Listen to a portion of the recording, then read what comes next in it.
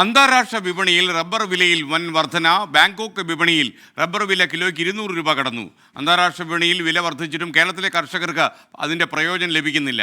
ആഭ്യന്തര വിപണിയിൽ റബ്ബർ വ്യാപാരം നടക്കുന്ന ഇപ്പോഴും 170 രൂപയ്ക്കാണ്. വില വർദ്ധിക്കാത്തതിൻ്റെ കാരണം റബ്ബർ ലോബികളാണെന്ന് കർഷകർ ആരോപിക്കുന്നു. ടോബി ജോൺസൺ ചേരുന്നു കോട്ടയത്ത് നിന്ന്. ടോബി, നല്ലൊരു വാർത്തയാണ് റബ്ബർ കർഷകർക്ക്. Good morning. പക്ഷേ അത് അവർക്ക് വില വർധന കിട്ടുന്നില്ല എന്ന് പറയുന്നു. അത് വളരെ വിചിത്രമായി തോന്നുന്നു.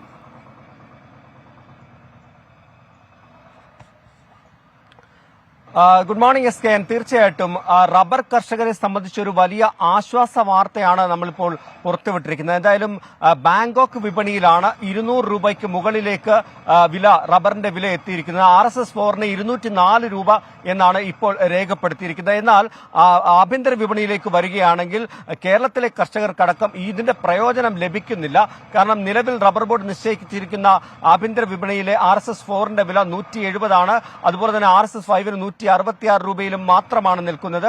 അതായത് അന്താരാഷ്ട്ര വിപണിയിൽ ഉണ്ടാകുന്നതിന് അനുപാതികമായി കേരളത്തിലെയും ഇന്ത്യയിലെയും ആഭ്യന്തര വിപണികളിൽ ഈ ഒരു വിലക്കയറ്റം ഉണ്ടാകുന്നില്ല എന്നുള്ളതാണ് വലിയൊരു ആശങ്കയായിട്ട് നിലനിൽക്കുന്നത്. കാരണം ഇതിനനുസരിച്ച് അന്താരാഷ്ട്ര വിപണിയിലെ വിലക്കനുസരിച്ച് ഇത്തരത്തിൽ ഡിമാൻഡ് വർദ്ധിക്കുന്ന ഒരു സാഹചര്യത്തിൽ വില വർധനവ് നടപ്പാക്കണം. റബ്ബർ ബോർഡ് അതിന് മുന്നോട്ട് വരണമെന്നുള്ളൊരു ആവശ്യമാണ് കർഷകരുടെ ഭാഗത്ത് നിന്നും ഉണ്ടാകുന്നത്. കൂടുതലായിട്ടും ഈ റബ്ബർ കമ്പനികളാണ് അവർ കൂടുതലായിട്ടും മറ്റ് രാജ്യങ്ങളെ ആശ്രയിക്കുന്ന ഒരു സാഹചര്യമുണ്ട്. പ്രത്യേകിച്ചും കോലാലംപൂർ പോലെയുള്ള സ്ഥലങ്ങളിൽ റബ്ബറിന്റെ വില കുറഞ്ഞു തന്നെ നിൽക്കുകയാണ്. അതുകൊണ്ടായിരിക്കാം ഒരുപക്ഷെ ഇത്തരത്തിലുള്ള ഒരു പ്രതിസന്ധി നിലനിൽക്കുന്നതെന്നാണ് മനസ്സിലാക്കാൻ സാധിക്കുന്നത്. ബോധപൂർവം ഇത്തരത്തിൽ ഈ ഒരു വില കുറച്ചുകൊണ്ട് പോകുന്നതാണോ എന്നുള്ളൊരു സംശയം കർഷകർ മുന്നോട്ട് വെക്കുന്നു. എസ് കെ എൻ, എടുത്തു പറയേണ്ട ഒരു കാര്യം, കഴിഞ്ഞ 12-15 വർഷങ്ങൾക്ക് മുൻപാണ് ഇത്തരത്തിലുള്ള ഒരു വില വർധനവ് ഈ റബ്ബർ വിപണിയിൽ ഉണ്ടായത്. അതായത് വർഷങ്ങൾക്ക് ശേഷമാണ് 200 രൂപയ്ക്ക് മുകളിലേക്ക് റബ്ബറിന്റെ വില അന്താരാഷ്ട്ര വിപണിയിൽ എത്തുന്നത്. അതുകൊണ്ട് തന്നെ അതിന്റെ പ്രയോജനം തങ്ങൾക്ക് വേണമെന്നൊരു ആവശ്യമാണ് കർഷകർ പറയുന്നത്.